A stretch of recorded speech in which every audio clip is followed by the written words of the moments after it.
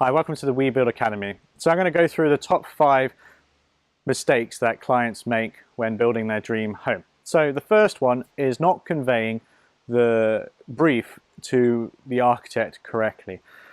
Take a bit of time before you even approach an architect to put together like a scrapbook, a mood board, or something, or even just simple Pinterest to give them an idea of what you're expecting, what level of sort of finishes you're expecting, and any particular ideas of what you like, because they're not mind readers. They are very good at their jobs, and they are able to then take what you're suggesting and improve on it significantly, but they need to be able to start from somewhere.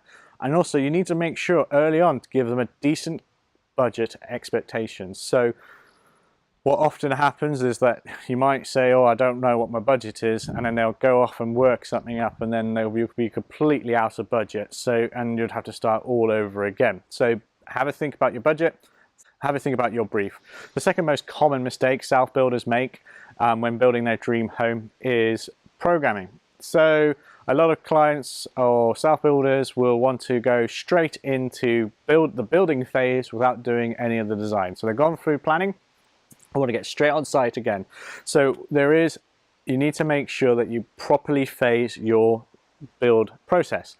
You've got the initial brief, you got your planning generally, then you've got your design, and then you've got tender, and then you've got negotiation at the tender, and then you've got your building process, and then handover, etc. If you miss one of these, you're risking a cock up along the way of your self build. So just please make sure you do it in an appropriate way, and your architect or whoever's project managing your project should be able to advise you on what sort of time frames you should be expecting. The number 3 mistake is not employing the correct people in the design team. So a lot of people don't understand why they need to employ people, and I also feel that the construction industry doesn't actually help yourself well enough to try and explain why you need it, why you need professionals. So put it into perspective, building a home is very complicated. There's lots of pieces going into it, ways of doing it, and it's always important to get the right professionals. So just a little bit of a rundown of what professionals there are that you might be considering to build your design team.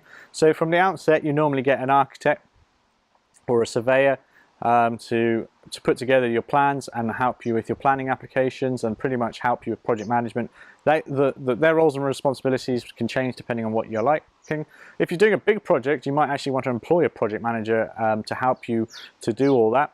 If you're very tight on cost at the end of the day, you can also employ someone called a QS or a quantity surveyor, who can also help you with your contracts and valuations once they're on site. On most commercial projects, you will have a QS. Most banks will have a QS, even some contractors will have a QS. So they're very important, but very underutilized in domestic installations, probably because a lot of people don't really see the value in them. They're like a good accountant. If they are there, they'll pay for themselves. So there's also building service engineers. So I'm a building service engineer.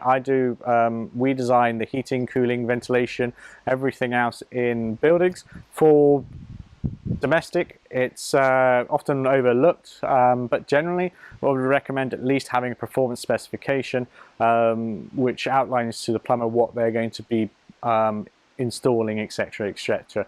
But if you need to know anything more about building service engineers, feel free to get in contact with me. With structural engineering, you're going to need a structural engineer because you need your building to stand up. Also, you need to submit plans to building control to say that it's going to stand up. So it's really not that optional. And in certain instances, I don't know, most instances you will need to have some form of structural advice. And sort of other things you need to maybe think about is ecology consultants. If you're anywhere near any form of ecology, and acoustic, if you've got any problems with neighbours or close to neighbours, and you're planning to do anything that might affect the acoustics in the area, you should always think about probably having an acoustic consultant. Also, if you're particularly doing large homes, with a lot of hard surfaces, if you're spending that amount of money building in your dream home, it might be worth getting them on board to try and have a look at if you've got too many hard surfaces, because you don't want your house sounding like a cave. You want them to help you out, and I know a lot of residential properties probably would benefit from actually having an acoustic consultant. And then there's obviously building control officers, and those aren't optional, but you should be able to get them on board as early as possible, because a good building control officer will help your design team design your building, sort of thing. If there's any ambiguity in the building regulations, I know sometimes it can be misinterpreted depending on the situation, so it's always good to get them on board. The number 4 mistake is making changes later in the design and construction phase. So if you've done enough design work, you shouldn't be making a lot of changes once you're on site. If you're making loads of changes on site, it's too late. It's very expensive, and that's where errors creep in. So if you are finding, I appreciate that if you only know this once you're on site, but I'd always implore people to spend as much time and effort as they can do in design. Ask the architect all the stupid questions that you want to ask as early on as possible, because you don't want to get to site and have to change something. So that is my sort of number 4 recommendation to avoid that. So number 5 mistakes is contracts. A lot of self-builders don't have the right protection underneath their contract, so they might not get a rock solid contract drawn up, which puts you as a self-builder at risk. The biggest sort of recommendation is to make sure you have a decent contract, because if you haven't got one, it also, you got to make sure your contractor's happy with it as well, because it also protects you and it protects him or them as well. So if you go to anybody who doesn't want a decent contract, just be wary of it. Your architect or QS should be able to advise you on which is the best contract. There are standard contracts out there that you could literally use off the shelf, fill in your name and everything else in that, and it helps you work through it. I know it's a bit of a pain in the bottom to get it all sorted at the beginning, but if anything goes wrong on site, at least you're protected, and that's it. Number 6, which is a bonus one, I know this was our top 5 mistakes, but number 6 is insurance. A lot of self-builders do not have sufficient insurance on site. So what you want to make sure is that all your contractors, all your subcontractors, and your professionals have correct insurance, just in case something goes wrong. So if, for instance, I'm a mechanical engineer, building services engineer, I have professional insurance. So my contract might be, say, only worth 5 grand, say, on a property, but I can cause a lot more damage if I mess something up. So my insurance is actually £1 million. So I put that in not to cover myself, but also to help my client have reassurance that if something does go wrong, they can actually claim against my insurance company and they'll get the product that they need. Without that, then you don't have that. It's like getting blood out of a stone. I've worked on a couple of projects where we've been brought on board late on, and the subcontractors did not have the correct insurance. And it meant that you could spend all that time trying to get money out of them, but they didn't have any money, so the client had to foot the bill. And also there's other insurances out there, like bonds, etc. So if the contractor goes bust, you've got to take into consideration when things go wrong.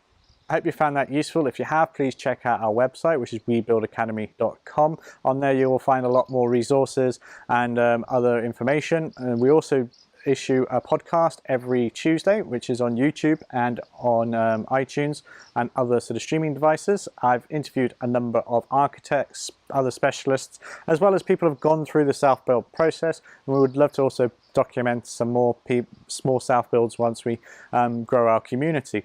So if you haven't yet ordered your self-build starter pack from our website, please visit webuildacademy.com. This actual video forms part of that, and the whole idea is to try and help you start your sort of self-build journey.